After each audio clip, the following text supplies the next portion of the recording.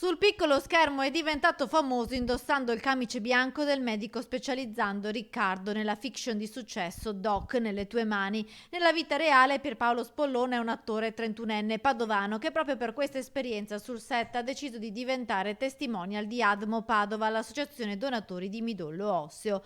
Nella fiction Pierpaolo da medico ha affrontato il tema della necessità di donare il midollo, le possibilità di combinazioni nei soggetti che necessitano di trapianto è di 1 su 1.000.000 e quindi più donatori ci sono, più possibilità esistono di curare i pazienti. Per donare bisogna tipizzarsi. Tipizzati, è una cosa che sembra una cosa difficile, in realtà è un prelievo di sangue o addirittura anche con la saliva, quindi è una cosa semplicissima. Intanto fatelo.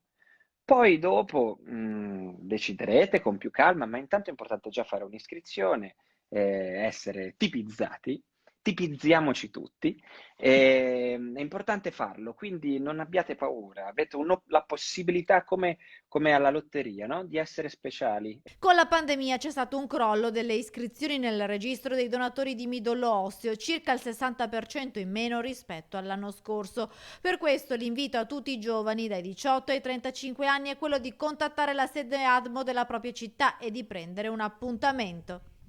C'è il modo per fare tutte queste cose in maniera assolutamente sicura, quindi prendiamo, approfittiamone, usciamo di casa, perché per farlo si può e quindi facciamolo.